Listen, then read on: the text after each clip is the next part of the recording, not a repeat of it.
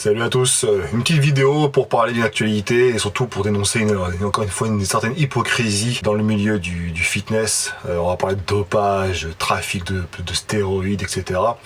Donc c'est une vidéo que j'ai voulu faire différemment, à savoir que vous m'avez envoyé déjà un article parlant d'un bodybuilder faisant de la télé, donc qui travaille pour Fort Boyard, donc Mister Boo, jugé pour trafic de stéroïdes, etc. Enfin voilà, on a parlé de condamnation, on a parlé de saisie sur sa voiture, maison, je sais pas trop quoi, enfin parce qu'après les réseaux sociaux se sont enflammés comme d'habitude. Moi ce que je voulais faire, tu vois, c'était l'interroger lui-même. Donc je l'ai contacté, je voulais faire un podcast avec lui pour expliquer pourquoi il en était arrivé à ça, qu'est-ce qu'il avait conduit à revendre des produits, etc., etc., tu vois. Et il a dit qu'il avait fait un communiqué là-dessus, qu'il préférait, voilà, ne pas parler dessus, tout a été dit et rester tranquille, quoi, et je comprends. Là, l'idée c'est que je vais pas te parler de lui particulièrement, mais je vais rebondir sur son affaire, à savoir, pour un petit résumé, il a été jugé pour des faits qui sont déroulés quand il était compétiteur, donc il y a plusieurs années, hein, le jugement a eu lieu maintenant, et il a été condamné à 12 mois de prison avec sursis pour effectivement trafic de stéroïdes. Fort Boyard, ils ont communiqué là-dessus, ils ont dit que nous, en gros, on ne sait pas encore quelle suite donner là-dessus. En gros, ils font les mecs choqués, etc. Sauf qu'il faut pas oublier qu'à la base, ils ont recruté ces gars-là pour son physique. Hors norme, faut pas être débile pour savoir que ce physique-là, tu l'obtiens pas en mangeant une banane et puis en prenant un petit peu de protéines en poudre, tu vois. Au bout d'un moment, faut arrêter l'hypocrisie. Donc tout le monde utilise ces produits, les acteurs de cinéma, les sportifs de haut niveau, etc. Et puis dès qu'ils sont pris, oh mon Dieu, etc. Bah, soit t'assumes jusqu'au bout, tu soutiens le gars qui t'a donné une certaine crédibilité dans ton jeu, hein, Fort Boyard, ou tu soutiens pas, mais dans ce cas-là, voilà, il faut. Tu vois, ça que j'énonce à chaque fois. Je dis pas que c'est bien, pas bien. Évidemment, chacun se fera sa propre opinion. Maintenant, si tu pratiques de la musculation, du bodybuilding ou du sport de haut niveau, ou si tu es acteur de cinéma dans des rôles un peu d'action, etc., tu as recours à ce genre de produits. Donc, au bout d'un moment, faut pas faire les choquer, et puis il faut pas en plus s'amuser à donner des leçons. Parce que j'en ai vu dans les réseaux sociaux, hein, les commentaires Facebook, etc., des bodybuilders, des mecs que je vois qui sont dopés à mort, certains même qui revendent des produits. Tu les vois en commentaire, non, c'est pas bien, ils donnent une mauvaise image de nous, on doit prendre pour des cons, etc. Ouais, au bout d'un moment, voilà, stop. Faut pas être choqué non plus, parce que certains me disent, mais je comprends pas, c'est illégal, ok, mais je pensais pas qu'on pouvait prendre autant de prison. Bah là, on parle en fait d'un réseau. Déjà, il faut savoir que certains vont te dire qu'effectivement, que les stéroïdes, ce n'est pas pareil que le shit, la cocaïne ou je ne sais quoi, parce que le premier, donc tout ce qui est shit, etc., et drogue, c'est plus pour te transformer, entre guillemets, mentalement, une sensation de bien-être, de puissance ou quoi que ce soit, alors que ceux qui prennent des stéroïdes, ils visent avant tout une transformation physique, ou alors certains athlètes vont viser une performance, et après, en effet secondaire, tu peux avoir effectivement un effet de bien-être, etc.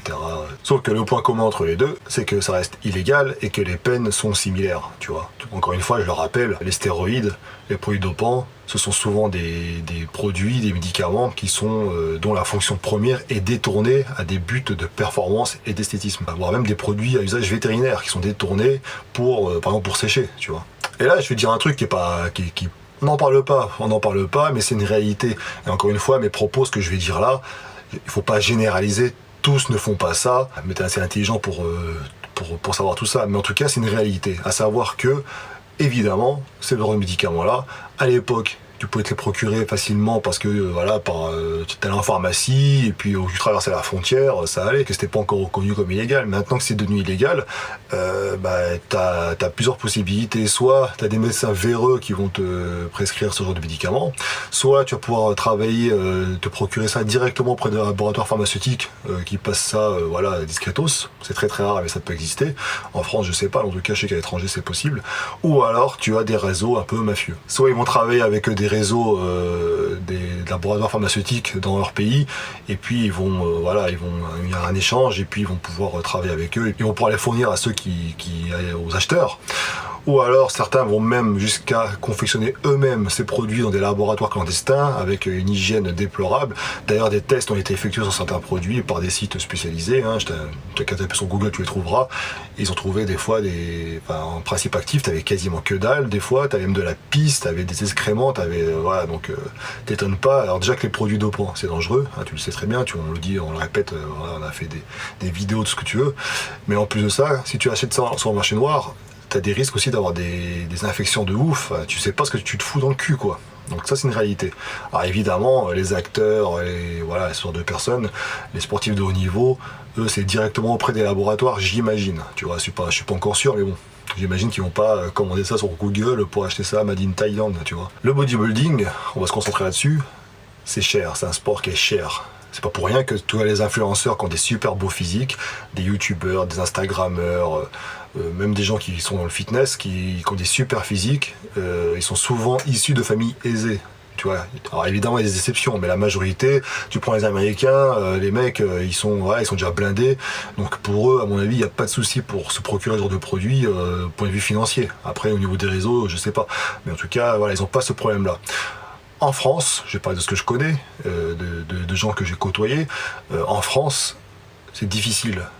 Le mec qui veut vivre de sa passion, qui veut se muscler, qui veut aller au-delà de ses limites naturelles, qu'est-ce qu'il va faire?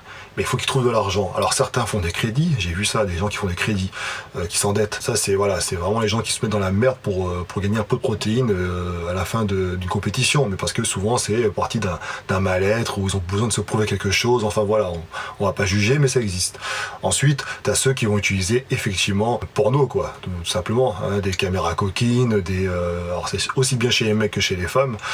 Ça existe, ça fait longtemps qu'on en parle dans les forums, sur Planète Muscle par exemple, où j'étais en 2003, on en parlait déjà depuis longtemps, tu vois, en tout début d'internet, ça existait. Donc c'est une réalité. Certaines personnes, d'ailleurs, je sais plus comment ça s'appelle, là, t'as une athlète qui est connue, une meuf de l'Est, qui a des bonnes cuisses, tu vois, des cuisses vachement musclées. La meuf, elle a commencé comme ça, elle a commencé sur les webcams coquines. Donc voilà, donc c'est un moyen pour eux de trouver de l'argent pour ensuite investir et se transformer physiquement, continuer, tu vois. Après, t'as ceux aussi qui vont trouver un boulot à côté, qui vont rester dans la passion, donc ils vont faire du coaching. Donc parfois, ils vont essayer de coacher un maximum de personnes. Voilà, ils garantissent pas une qualité. Ce qu'ils veulent, c'est un maximum d'élèves pour avoir beaucoup de pognon et ensuite pouvoir se payer leur propre cure. Tu peux aussi avoir des gens qui vont se lancer dans le trafic de produits dopants. Pourquoi? Ça peut être par exemple des revendeurs de compléments alimentaires. Tu vois, les compléments alimentaires, le marché va mal. Alors encore une fois, je dis pas que tout le monde le fait, heureusement que non, d'accord, mais j'en ai connu un ou deux en tout cas que je connaissais qui faisaient ça. Les mecs, ils me disaient clairement, voilà, moi je fais ça parce que je suis passionné de bodybuilding, je pensais vivre et en fait j'arrive pas parce qu'il y a le marché qui est saturé et en plus de ça, internet, ça a cassé les prix, donc c'est un truc de fou, on n'arrive pas à survivre. Alors je parle des petits magasins, des petits shops, tu vois, parce qu'il y a des grands groupes qui fonctionnent très très bien. En tout cas, ceux-là, qu'est-ce qu'ils disent? Ils disent, voilà, il faut que je trouve de l'argent, il faut que ça rentre, donc ils se mettent après à revendre des produits dopants. Pourquoi? Parce que ça leur apporte un peu d'argent, parce qu'ils se prennent une commission dessus, et puis souvent ils ont des petits arrangements comme ça qui permettent ensuite d'obtenir des produits gratuits pour eux en échange de, je sais pas, 10 acheteurs, tu vois, potentiels. Donc c'est ça la réalité. La réalité, c'est que le body coûte cher, et de ce fait, tu peux retrouver un mec comme Mr. Boo, par exemple, qui était passionné de musculation et qui voulait vraiment réussir dans le domaine de la musculation, en compétition, et qui se met à faire ça parce que voilà, il a fait le choix de faire ça pour trouver des finances et pour pouvoir ensuite réussir dans sa passion. Putain, ça cassait. T'entendais le bruit de la machine à laver en bas. Ça aussi, c'est un sujet qu'on pourrait parler. Le nombre de machines que je fais, parce que tous les jours tu vas à la musculation et donc tu dois laver tout ce que tu utilises, forcément. Et c'est un coût, hein. Donc voilà, la musculation, ça coûte cher. Donc les gens trouvent des moyens pour ensuite réussir à aller jusqu'au bout de leur passion. Et en fait, c'est valable pour toutes les passions, pour toutes les disciplines sportives. Bon, là, on se concentre sur le body. Donc, faut pas non plus s'amuser comme ça, à faire les mecs surpris ou alors à juger. Je veux dire que ceux qui jugent, c'est les juges. C'est une réalité, il faut pas la nier. Après, pas bien, ça c'est chacun pense ce qu'il veut. Faut arrêter l'hypocrisie, parce que si tu vois des influenceurs qui commencent à cracher là-dessus, alors que eux-mêmes ils prennent des produits, ils vont les acheter où d'après toi? Ils vont pas, encore une fois, ça reste illégal, encore une fois, tu vois. Donc c'est comme ça aussi, on pourrait en parler de cette hypocrisie-là, parce que tout à l'heure je disais que certains voyaient une différence entre les produits dopants et tout ce qui est cocaïne et drogue dure, on va dire, même les drogues douces. Sauf qu'au final, les deux ils ont un point commun. Quoi qu'il arrive, que tu prennes des produits dopants ou des drogues, ça va te donner une espèce de sentiment, un paraître. Avec les drogues, tu vas paraître heureux, tu vas paraître, je sais pas, moi, relaxé ou j'en sais rien, peu importe ce que tu prends, ou en pleine forme. Notamment les stars, ceux du showbiz qui prennent de la coke là, parce qu'ils enchaînent 40 émissions par jour, tu vois, c'est pareil, c'est une réalité. Les mannequins aussi qui prennent ça, la coke pour maigrir, c'est pareil, c'est une réalité. Mais en fait, le point commun, c'est que même pour les stéroïdes, ça te donne un aspect comme ça, voilà, costaud, machin, mais à l'intérieur, mon gars, t'es pourri. Et en fait, c'est ça la réalité. On a conscience quand on utilise ces produits, tu vois. Surtout ceux qui font ça à des doses de ouf, et puis pendant des longues années. Donc voilà, cette vidéo-là, en fait, c'est pour rappeler là une réalité, une certaine réalité, c'est que oui, La musculation, tu peux la pratiquer telle quelle, je veux dire, voilà, sans coût supplémentaire. Ceux qui veulent aller loin, eh bien, ça coûte cher. Il faut en avoir conscience. Et la bouffe, les machins, nous on a la chance d'avoir des sponsors, voilà. Donc, mais ceux qui sont vraiment à fond dedans, qui veulent vraiment vivre de ça et tout, ce sont des gros sacrifices, ils prennent des risques sur leur santé et ensuite ça peut aller après amener à des comportements de ce type-là, tu vois.